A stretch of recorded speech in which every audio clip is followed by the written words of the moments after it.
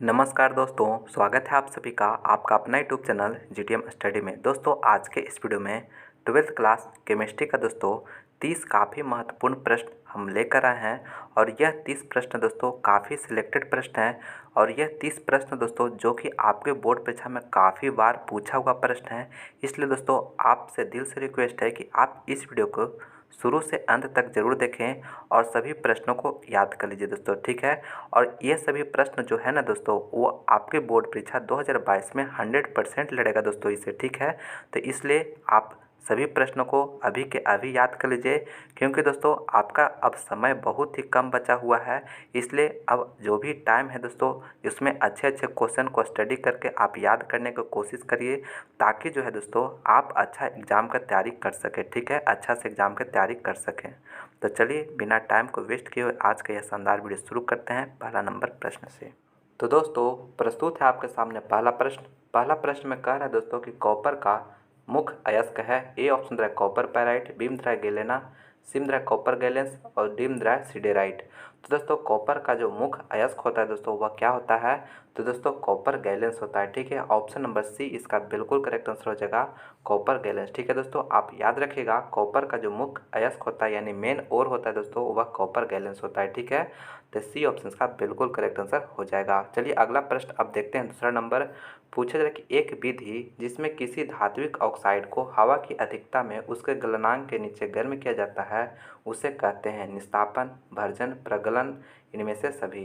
तो देखिए दोस्तों एक ऐसा विधि जिसमें धात्विक ऑक्साइड को हवा के अधिकता यानी हवा के प्रेजेंस में उसका गलनांक के नीचे गर्म किया जाता है यानी गलनांक पॉइंट यानी कहने का मतलब दोस्तों इसका जो गलनांक यानी मेल्टिंग पॉइंट के नीचे गर्म किया जाता है तो उसे कहते हैं तो दोस्तों भर्जन कहते हैं। क्या कहते हैं? भर्जन। ऑप्शन नंबर बी इसका बिल्कुल करेक्ट आंसर हो जाएगा भर्जन, ठीक है दोस्तों।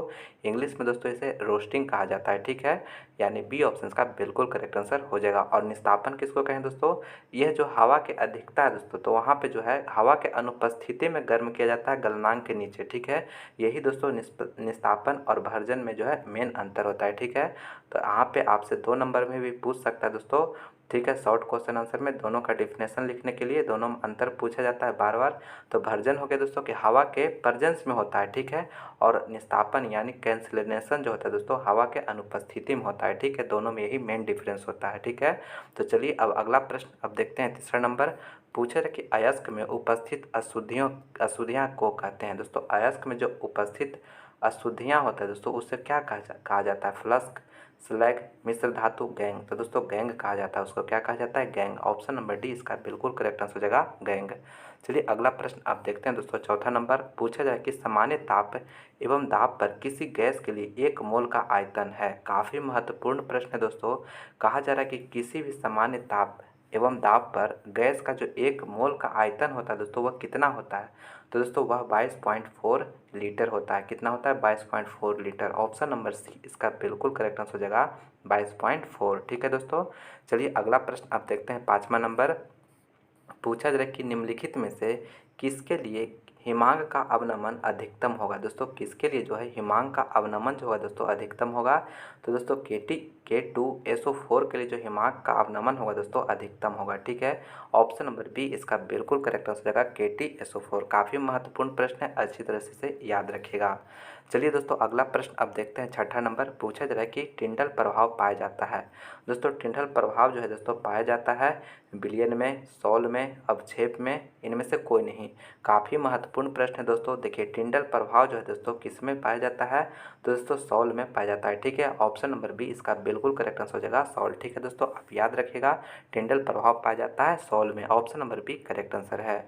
चलिए अगला प्रश्न अब देखते हैं। 7वां नंबर पूछे जा रहे कि जल शुद्ध जल का पीएच मान होता है। दोस्तों शुद्ध जल का जो पीएच मान होता है दोस्तों वह क्या होता है? 5 होता है, 4 होता है, 7 होता है, 2.2 होता है। तो दोस्तों शुद्ध जल का जो पीएच मान होता है ना दोस्तों वह 7 होता है। काफ़ी आसान प्रश्न है दोस्तों, आप लोग जानते भी होंगे। तो ऑप्शन नंबर सी इसका बिल्कुल करेक्ट आंसर हो जाएगा। यहाँ पे दोस्तों एक पॉइंट याद रखने का चीज़ है कि एसिड जब रहता है दोस्तों एसिड तो इसका जो पीएच मान होता है दोस्तों वह कितना होता है? तो वह 7 से जो होता है 7 से जो होता है दोस्तों कम होता है, ठीक है। एसिड का जो पीएच मान होता है वह 7 से कम होता है। और बेस जब रहता है दोस्तों यानी क्षार जब रहता है, ठीक है, जब क्षार बेस रहेगा तो उसका जो पीएच मान होगा वह 7 से अधिक होता है दोस्तों, क्या होगा 7 से अधिक होगा, ठीक है।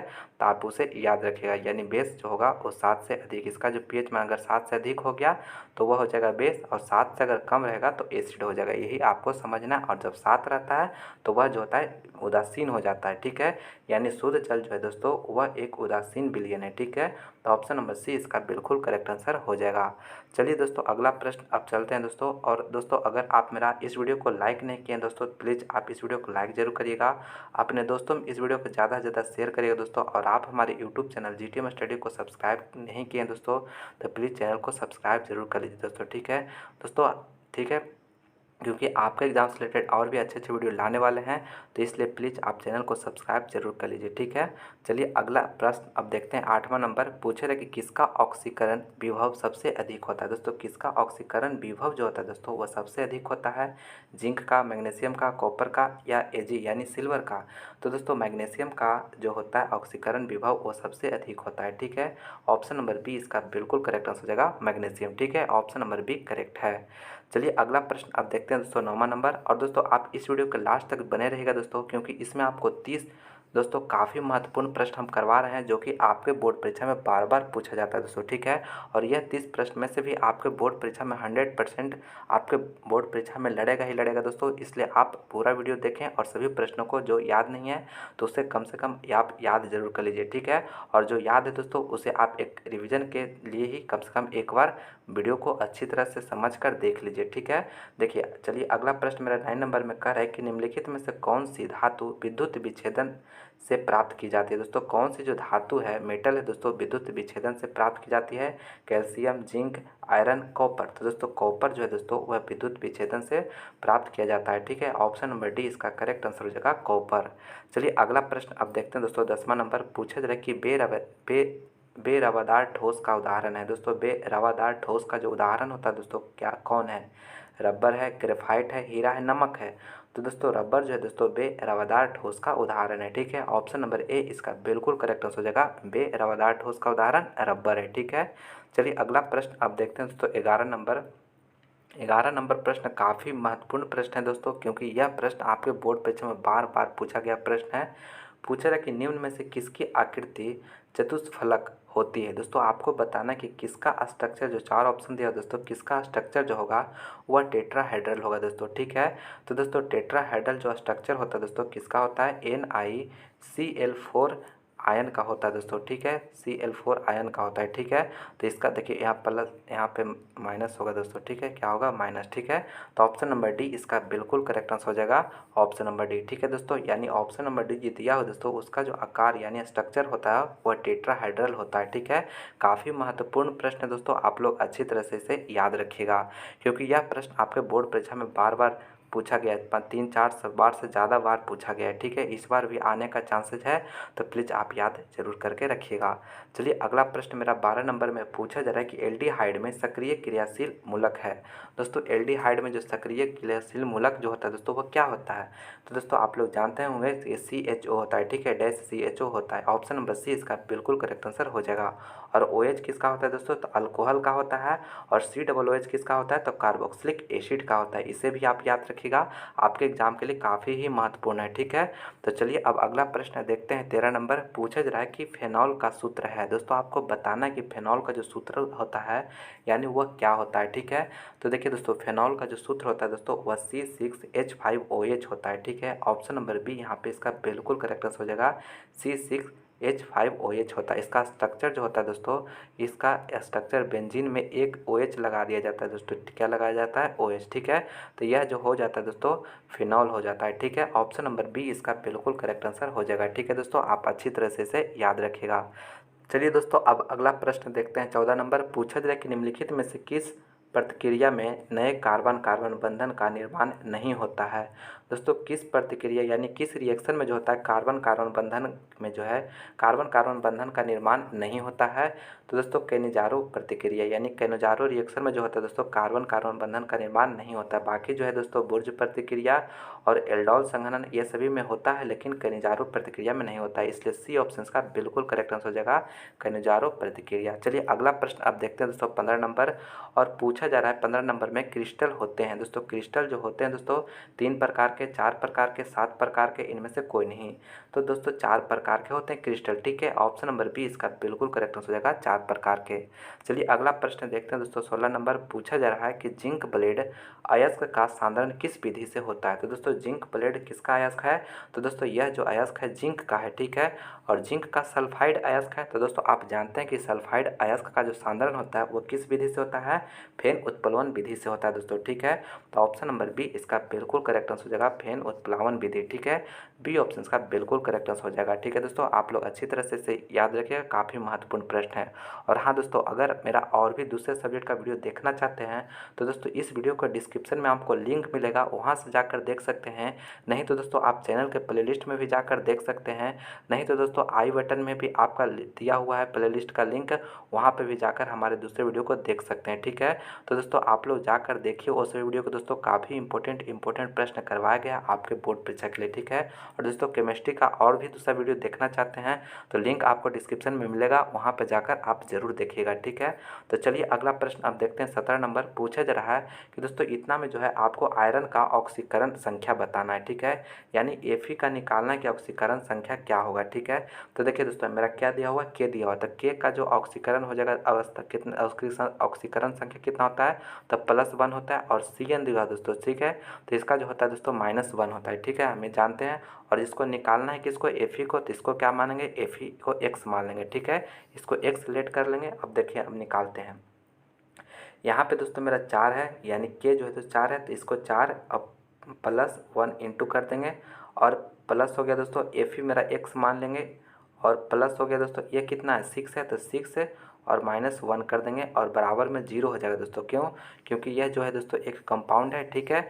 यह एक कंपाउंड है, इसलिए कितना हो जाएगा, 0 हो जाएगा। अब इसी को कैलकुलेट कर दीजिए तो यह हो गया +4 +x -6 बराबर 0। तो यानी x बराबर क्या आ गया दोस्तों, +2 आ गया, ठीक है। ऑप्शन नंबर ए इसका बिल्कुल करेक्ट आंसर है दोस्तों, ठीक है। Option number A correct answer है। चलिए उम्मीद करते हैं कि यह प्रश्न आप अच्छी तरह से समझ गए होंगे। चलिए अगला प्रश्न मेरा देख रहे हैं दोस्तों। 18 नंबर पूछा है कि निम्नलिखित में से कौन बायोडिग्रेडेबल बहुलक है। दोस्तों बायोडिग्रेडेबल बहुलक कौन है, सेल्यूलोज, पॉलीथीन, नायलॉन 66, पीवीसी। तो दोस्तों बायोडिग्रेडेबल बहुलक कौन है, तो सेलुलोज है दोस्तों, ठीक है। ऑप्शन नंबर ए इसका बिल्कुल करेक्ट आंसर हो जाएगा सेलुलोज, ठीक है। ऑप्शन नंबर ए करेक्ट है। काफ़ी महत्वपूर्ण प्रश्न है दोस्तों, अच्छी तरह से इसे याद रखिएगा। चलिए अगला प्रश्न देखते हैं। 19 नंबर पूछा जाए कि सिरका में कौन सा अम्ल पाया जाता है। दोस्तों सिरका में जो होता है कौन सा अम्ल पाया जाता है, तो दोस्तों सिरका में जो है एसिटिक अम्ल पाया जाता है, ठीक है, आप लोग जानते होंगे। और एसिटिक अम्ल का जो सूत्र होता है दोस्तों वह CH3COOH होता है। कितना होता है, CH3COOH होता है, ठीक है। ऑप्शन नंबर सी इसका बिल्कुल करेक्ट आंसर है दोस्तों, ठीक है। यानी यह जो सूत्र है दोस्तों यह किसका है, एसिटिक एसिड का, ठीक है। यानी सिरका में एसिटिक एसिड रहता है, तो इसलिए सी ऑप्शन करेक्ट हो गया। चलिए अगला प्रश्न देखते हैं दोस्तों। 20 नंबर पूछा जा रहा है कि CH3-COCH3 का IUPAC नाम बताना। दोस्तों यानी आपको इतना का जो है दोस्तों IUPAC नाम बताना कि क्या होगा, ठीक है। तो देखिए दोस्तों CO आप जानते होंगे, CO जो है दोस्तों किसका यानी किसका होता है, तो दोस्तों CO जो होता है यह कीटोन का होता है, ठीक है। और कीटोन का जो IUPAC नेम होता है दोस्तों नोन, यानी प्रोपेनोन हो जाएगा, ठीक है, प्रोपेनोन। ऑप्शन नंबर बी इसका बिल्कुल करेक्ट आंसर हो जाएगा, ठीक है। और एल्डिहाइड का जो होता है दोस्तों नल होता है, ठीक है। तो देखिए मेरा यहाँ पे CO दिया हुआ है, तो इसलिए मेरा कौन हो जाएगा, प्रोपेनोन हो जाएगा, ठीक है, प्रोपेनोन। यानी यह जो है इसका IUPAC नेम हो गया। ऑप्शन नंबर बी इसका करेक्ट है, ठीक है। चलिए अगला प्रश्न अब देखते हैं दोस्तों। और दोस्तों अगर आप इस वीडियो को लाइक नहीं किए दोस्तों, प्लीज़ आप इस वीडियो को लाइक जरूर कर दीजिए, अपने दोस्तों में इस वीडियो को ज़्यादा से ज़्यादा शेयर करिएगा। और आप हमारे यूट्यूब चैनल GTM स्टडी को सब्सक्राइब नहीं किए हैं तो प्लीज़ चैनल को सब्सक्राइब करना नहीं भूलिएगा दोस्तों, ठीक है। क्योंकि आपके एग्जाम से और अच्छे अच्छे वीडियो लाने वाले हैं रिलेटेड, ठीक है। तो प्लीज़ चैनल को सब्सक्राइब करके रखिएगा, तभी ना उसका नोटिफिकेशन जाएगा और आप लोग उस वीडियो को जल्दी से जल्दी देखिएगा, ठीक है। तो इसलिए चैनल को सब्सक्राइब करके जरूर रखिए। 21 नंबर प्रश्न में पूछा जा रहा है अगला प्रश्न में कि फिनॉल को सैलिसाइल एल्डिहाइड में निम्नलिखित में से किस अभिक्रिया के द्वारा प्रतिवर्तित किया जाता है। इटार्ड अभिक्रिया द्वारा, कोल्बे अभिक्रिया द्वारा, कैनिजारो अभिक्रिया द्वारा या रिमर टिमन अभिक्रिया द्वारा। तो देखिए फिनॉल को सैलिसाइल एल्डिहाइड में जो है रिमर टिमर अभिक्रिया द्वारा परिवर्तित किया जाता है। ठीक है, ऑप्शन नंबर डी इसका करेक्ट आंसर हो जाएगा, रिमर टिमन अभिक्रिया द्वारा। काफ़ी महत्वपूर्ण प्रश्न दोस्तों, अच्छी तरह से इसे याद रखिएगा।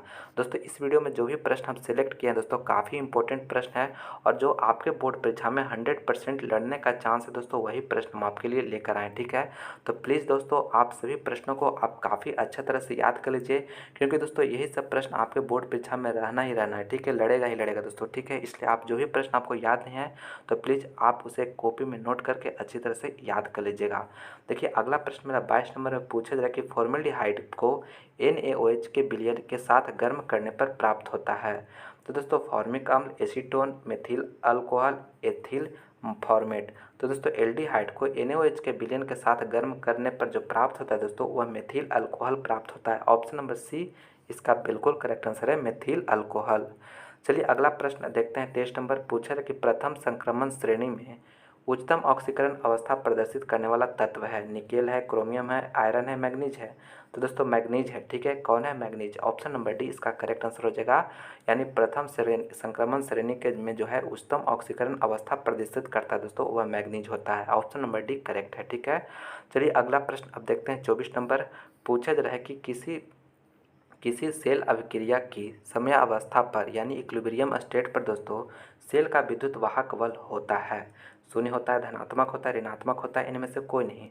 तो देखिए दोस्तों किसी भी सेल अभिक्रिया के इक्विलिब्रियम स्टेट पर जो सेल का विद्युत वाहक बल होता है ना दोस्तों, वह शून्य होता है। क्या होता है? शून्य। ऑप्शन नंबर ए इसका बिल्कुल करेक्ट आंसर है। काफ़ी महत्वपूर्ण प्रश्न है दोस्तों, अच्छी तरह से इसे याद रखिएगा। ठीक है, चलिए अगला प्रश्न अब देखते हैं। 25 नंबर पूछा जा रहा है कि मोनोहाइड्रिक अल्कोहल का सामान्य सूत्र है। दोस्तों मोनोहाइड्रिक अल्कोहल का जो सामान्य सूत्र होता है दोस्तों, वह क्या होता है? ठीक है, आपको बताना है दोस्तों। ठीक है, तो ऑप्शन नंबर ए इसका बिल्कुल करेक्ट आंसर है, यानी CnH2n+1 OH होता है दोस्तों। ठीक है, यानी मोनोहाइड्रिक अल्कोहल का जो सामान्य सूत्र होता है, जनरल सूत्र होता है दोस्तों, ऑप्शन नंबर ए इसका बिल्कुल करेक्ट आंसर है। ठीक है, आप लोग याद रखिएगा दोस्तों, काफ़ी महत्वपूर्ण प्रश्न है। ठीक है, तब प्लीज़ आप इसे ज़रूर से ज़रूर याद रखिएगा। चलिए दोस्तों अगला प्रश्न आप देखते हैं। 26 नंबर प्रश्न पूछा जा रहा है कि निम्नलिखित में से किस तत्व में 4F ऊर्जा स्तर क्रमिक रूप से बढ़ता है। ए ऑप्शन रहा है लैंथेनाइट, बी में रहा है एक्टेनाइट, और सी में रहा है संक्रमण धातु, और डी में रहा है मुर्दा धातु। ठीक है, मुद्रा धातु। ठीक है, तो देखिए यहाँ पे 4F ऊर्जा स्तर जो है दोस्तों क्रमिक रूप से भरता है ना, वह लैंथेनाइट में भरता है। किस में भरता है? लैंथेनाइट में। ऑप्शन नंबर ए इसका बिल्कुल करेक्ट आंसर हो जाएगा, लैंथेनाइट। यानी दोस्तों लैंथेनाइट में जो होता है 4F ऊर्जा स्तर क्रमिक रूप से भरता है। ऑप्शन नंबर ए इसका करेक्ट आंसर है। काफ़ी महत्वपूर्ण प्रश्न है, अच्छी तरह से याद रखिएगा। चलिए अगला प्रश्न देखते हैं दोस्तों। 27 नंबर पूछा जाए कि दूध निम्नलिखित में से किसका उदाहरण है। दोस्तों दूध जो है किसका उदाहरण है? पायस का, सौल का, निलंबन का, इनमें से कोई नहीं। तो दोस्तों दूध जो उदाहरण है पायस का है। ठीक है, ऑप्शन नंबर ए इसका बिल्कुल करेक्ट आंसर हो जाएगा, पायस का, यानी इमल्सन का उदाहरण दोस्तों। ठीक है, तो ऑप्शन नंबर ए इसका बिल्कुल करेक्ट आंसर हो गया। चलिए अगला प्रश्न अब देखते हैं। 28 नंबर पूछा जा रहा है कि बेकेलाइट फिनॉल से किसके साथ अभिक्रिया द्वारा प्राप्त होता है। दोस्तों बेकेलाइट हमको प्राप्त करना है। ठीक है, तो फिनॉल के साथ और किसको हम रिएक्शन करवाएंगे कि जो है बेकेलाइट प्राप्त हो जाएगा।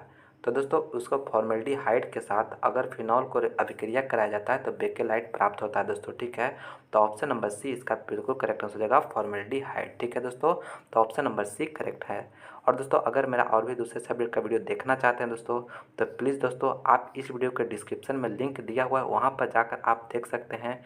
नहीं तो दोस्तों आप हमारे चैनल के प्लेलिस्ट में भी जाकर हमारे दूसरे वीडियो को देख सकते हैं। ठीक है दोस्तों, वहाँ पे सभी सब्जेक्ट का वीडियो दोस्तों आपको मिलेगा, तो आप लोग जाकर देखिए दोस्तों, उसमें भी काफ़ी महत्वपूर्ण प्रश्न करवाया गया है आपके बोर्ड परीक्षा के लिए। तो और चलते हैं अब अगला प्रश्न। 29 नंबर पूछा है कि वर्ग 16 के तत्व कहलाते हैं। दोस्तों वर्ग 16 के जो तत्व है दोस्तों कहलाते हैं हैलोजन, संक्रमण तत्व, कैल्कोजन, उत्कृष्ट गैसें। तो दोस्तों वर्ग 16 के जो तत्व हैं दोस्तों वह जो है कैल्कोजन कहलाते हैं। क्या कहलाते हैं? कैल्कोजन। ऑप्शन नंबर सी इसका बिल्कुल करेक्ट आंसर हो जाएगा, कैल्कोजन। ठीक है दोस्तों, तो आप लोग इसका सी ऑप्शन इसका करेक्ट आंसर आप लोग याद रखिएगा, सी ऑप्शन इसका बिल्कुल करेक्ट आंसर है। और दोस्तों आपसे एक प्रश्न पूछ रहे हैं कि वर्ग 17 के जो तत्व होता है दोस्तों उसे क्या कहते हैं। ठीक है, आप लोग कमेंट करके इसका आंसर बताइएगा। ठीक है, आप लोग कमेंट जरूर करिएगा दोस्तों। ठीक है, यानी वर्ग 17 का जो तत्व होता है उसे क्या कहते हैं, आप लोग कमेंट करके बताइएगा। चलिए अगला प्रश्न देखते हैं दोस्तों। 30वां नंबर पूछा जा रहा है कि कार्बोनिल समूह के कार्बन पर कौन सा प्रसंकरण होता है। दोस्तों कार्बोनिल समूह में जो होता है दोस्तों कार्बन पर कौन सा प्रसंकरण रहता है। sp रहता है, sp2 रहता है, sp3 रहता है, sp3 डी रहता है। तो दोस्तों sp2 रहता है। क्या रहता है? sp2, यानी बी ऑप्शन का बिल्कुल करेक्ट आंसर हो जाएगा दोस्तों। ठीक है, तो दोस्तों ये भी काफ़ी महत्वपूर्ण प्रश्न है, अच्छी तरह से इसे याद रखिएगा। ठीक है, तो दोस्तों फाइनली इस वीडियो में हम अब 30 प्रश्न आपको करवाएं दोस्तों केमिस्ट्री का, जो कि काफ़ी सिलेक्टेड प्रश्न था आपके बोर्ड परीक्षा के लिए। और ये सभी प्रश्न दोस्तों आपके बोर्ड परीक्षा 2022 में 100% आएगा दोस्तों। तो इसलिए जो भी प्रश्न आपको याद नहीं है दोस्तों, तो प्लीज़ आप उसे याद कर लीजिएगा। और एक प्रश्न दोस्तों आपसे कमेंट करके बताना इसका राइट आंसर क्या होगा। प्रश्न में पूछे जा कि गिलेना किसका अयस्क है। टीन का, सिलिकॉन का, आयरन का, सॉरी Ag यानी सिल्वर का, या Pb यानी लेड का। तो दोस्तों आप इस प्रश्न का आंसर जल्दी से कमेंट करके बताइए किसका राइट आंसर क्या होगा। तो दोस्तों उसका जो भी प्रश्न आपको ऑप्शन सही लगे तो प्लीज़ कमेंट करिए जल्दी से इसका राइट आंसर क्या होगा। ठीक है, तो दोस्तों फाइनली मैं उम्मीद करता हूँ कि यह वीडियो आपको पसंद आया होगा दोस्तों। तो प्लीज़ आप इस वीडियो को अभी तक लाइक नहीं किया दोस्तों, तो प्लीज़ आप इस वीडियो को लाइक जरूर करिएगा। अपने दोस्तों में इस वीडियो को ज़्यादा से ज़्यादा शेयर करिएगा दोस्तों। ठीक है दोस्तों, ताकि उन्हें भी इस वीडियो को देखकर कुछ फ़ायदा हो। और आप हमारे यूट्यूब चैनल जीटीएम स्टडी को अभी तक सब्सक्राइब नहीं किया दोस्तों, तो प्लीज़ चैनल को सब्सक्राइब करके बेल आइकन प्रेस करके ऑल नोटिफिकेशन ज़रूर ऑन कर लीजिएगा। इससे होगा कि कोई वीडियो हम अपलोड करेंगे तो उसका नोटिफिकेशन आप लोग को सबसे पहले मिलेगा। ठीक है, और दोस्तों यह वीडियो आपको कैसा लगा कमेंट करके भी ज़रूर बताइएगा। तो चलिए दोस्तों, आप लोग इसी तरह से मन लगाकर पढ़ाई करते रहिए। मिलते हैं हम अगले वीडियो में। इस वीडियो को देखने के लिए बहुत बहुत धन्यवाद।